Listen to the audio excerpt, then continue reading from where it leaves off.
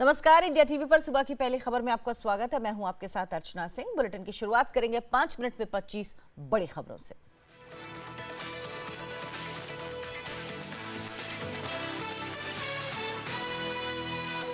BSP supremo Mayawati पर योगी सरकार कसेगी शिकंजा। 21 चीनी मिल बेचने में हुई गड़बड़ी की होगी जांच। मिल बेचने में 1100 करोड़ की धांधली का आरोप।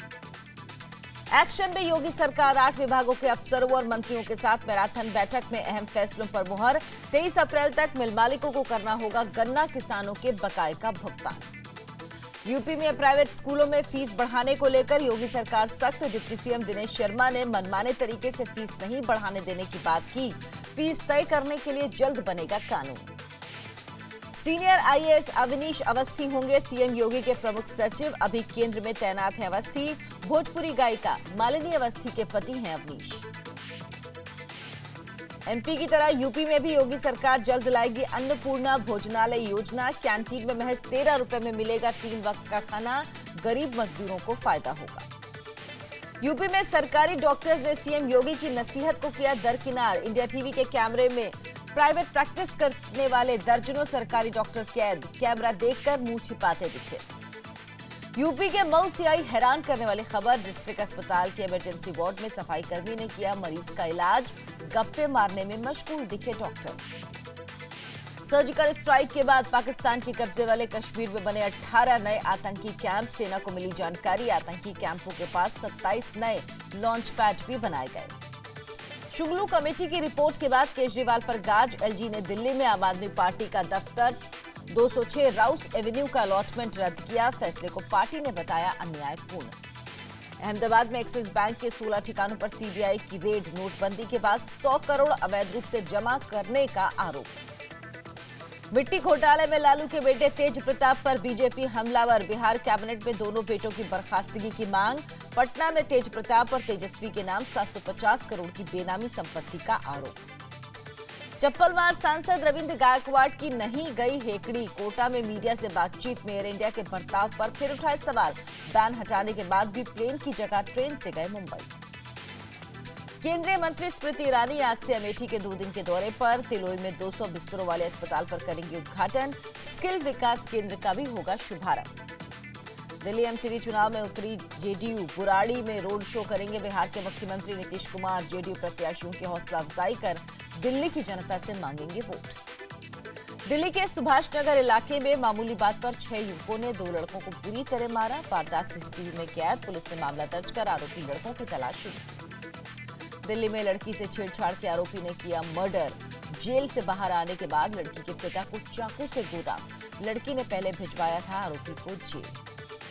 दिल्ली पुलिस की गिरफ्त में 10 साल से सक्रिय शातिर लुटेरों के गैंग का पर्दाफाश। पुलिस ने 6 आरोपियों को गिरफ्तार किया। पुलिस से बचने के लिए 50 मीटर गहरी गुफा में छिप जाते थे लुटेरे। नोएडा में hit and run case. Bike सवार को लग्जरी स्कॉर्पियो ने मारी टक्कर। स्कॉर्पियो गाड़ी पर लगा था हिंदू युवा वाहिनी का स्टिकर। यूपी के हाथरस में शराब के ठेके पर शराबी की पिटाई। डंडे चप्पलें लेकर किया प्रदर्शन। जौनपुर में पुलिस पब्लिक भिड़ंत में एसडीएम घायल। उदयपुर में महिलाओं ने किया हाईवे जाम।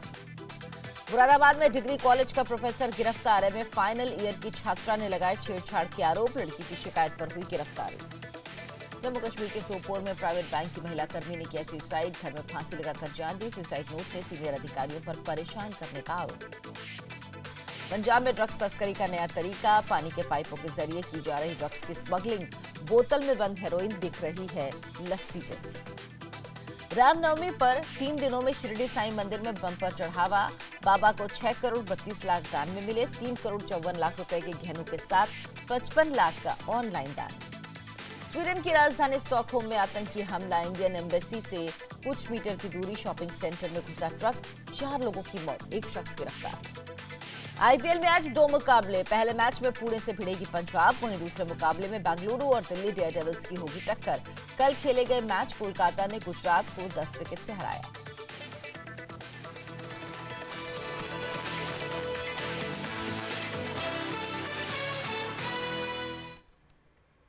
आज सुबह की पहली खबर, उत्तर प्रदेश में मायावती की मुश्किलें एक बार फिर बढ़ सकती हैं। सरकार ने तय किया है कि 2010-11 में राज्य की 21 चीनी मिलों को बेचने में 1100 करोड़ रुपए के घाटे की जांच होगी और जरूरत पड़ी तो सरकार इसकी सीबीआई जांच की सिफारिश भी कर सकती है।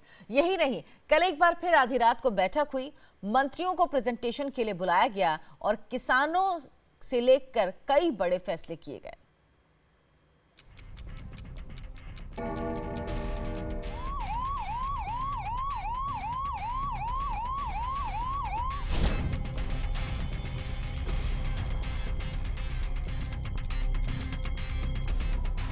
जिस दिन से उत्तर प्रदेश के मुख्यमंत्री योगी आदित्यनाथ ने सबका साथ सबका विकास का एजेंडा यूपी की जनता के सामने रखा है, उस दिन से दिन हो या रात, दोपहर हो या शाम, सरकार एक्शन में है।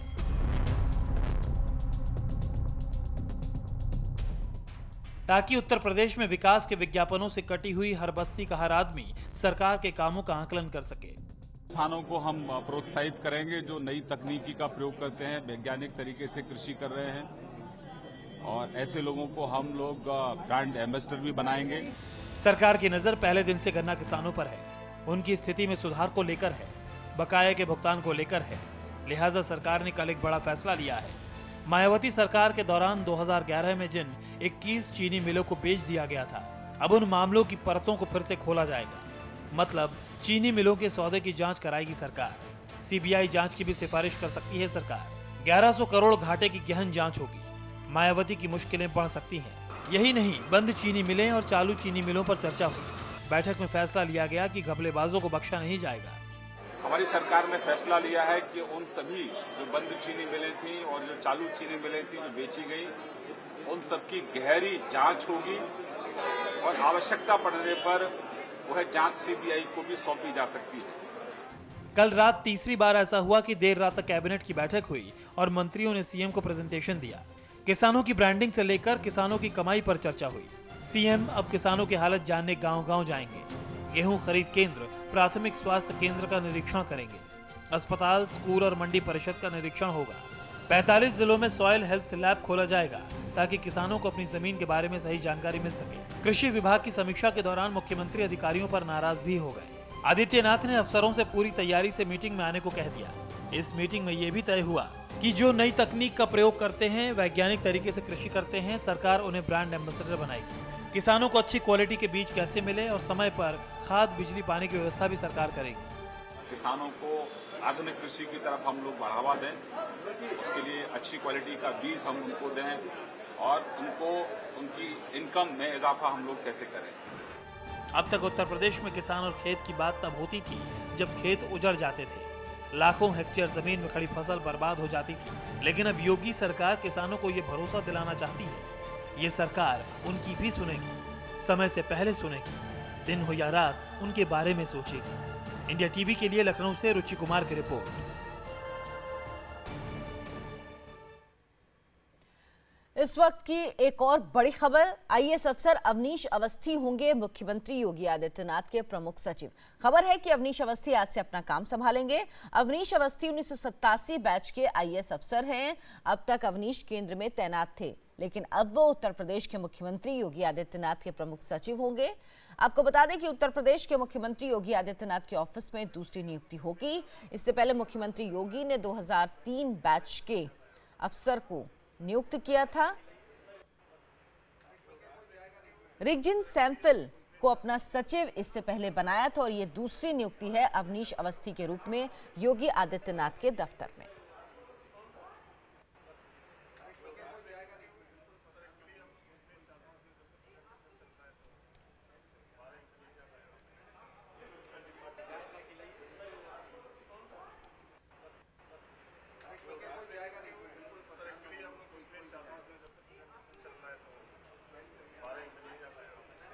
तो आईएएस अफसर अवनीश अवस्थी मुख्यमंत्री योगी आदित्यनाथ के प्रमुख सचिव होंगे। अवनीश अवस्थी आज से अपना कामकाज संभाल लेंगे। 1987 बैच के आईएएस अफसर है अवनीश अवस्थी और अभी तक केंद्र में तैनात थे, लेकिन अब उत्तर प्रदेश के मुख्यमंत्री योगी आदित्यनाथ के प्रमुख सचिव होंगे Awanish Awasthi.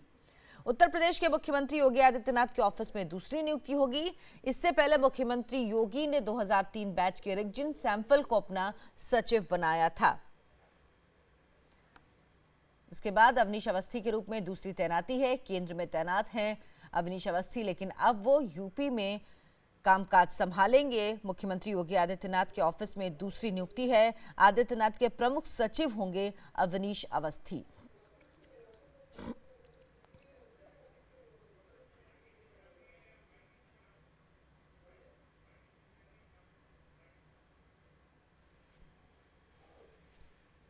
From morning 6 o'clock, we've been searching, including my bathroom, including all the drawers, bureaus, everything. And even one key missed. I told you broke. I mean, you break the door and you see. You break the bureau and see. But they broken. Nothing is there. Not even 10,000 rupees they didn't find, sir. But honestly, the harassment is going on. They're not allowing my children.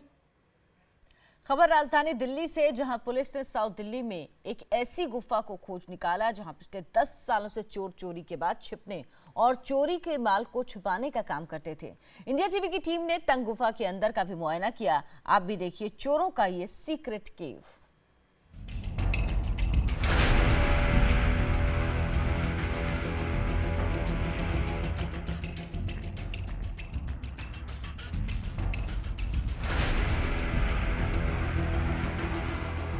Delhi में चोर गुफा का suspense.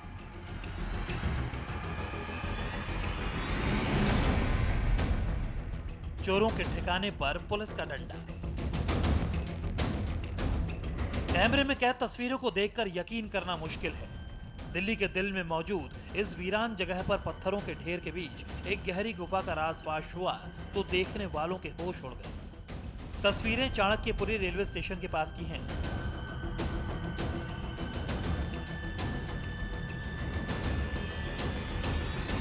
और जिस गुफा के मुहाने पर इंडिया टीवी की टीम खड़ी है वो साउथ दिल्ली के चोरों के लिए किसी वरदान से कम नहीं थी।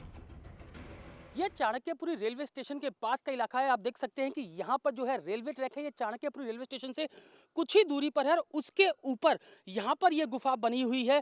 इस गुफा के 2 एंट्री पॉइंट है। आप देख सकते हैं कि एक छोटा रास्ता जो है वो यहाँ से गुफा का जाता है और इसके अलावा जो दूसरा रास्ता है वो मेन रास्ता है जिसका जो प्रयोग है वो लुटेरे करते थे और सारा लूट का सामान जो है वो यहीं पर ही छुपाया करते थे। पुलिस का कहना है कि बड़े ही शातिराना अंदाज में ये लोग जो है सेंधमारी की वारदातों को अंजाम देते थे, लूट की वारदातों को अंजाम देते थे और उसके बाद सारा लूट का सामान जो है वो इस गुफा के अंदर छुपा दिया करते थे। क्योंकि ये गुफा जो है काफी रेलवे ट्रैक के ऊपर का इलाका है और उसके ऊपर ये गुफा बनी हुई है, इसलिए यहाँ पर किसी को भी कोई शक नहीं था। लगातार 10 साल से जो ये 6 लुटेरे हैं वो लूट की वारदातों को अंजाम दे रहे थे, सेंधमारी की वारदातों को अंजाम दे रहे थे और उसके बाद यहाँ पर सारा माल छुपाया जाता था। जब पुलिस को इसकी बात की जानकारी मिली तो इस गुफा के अंदर रेड की गई, जहां से लूट का सारा सामान जो है वो पुलिस ने रिकवर किया है।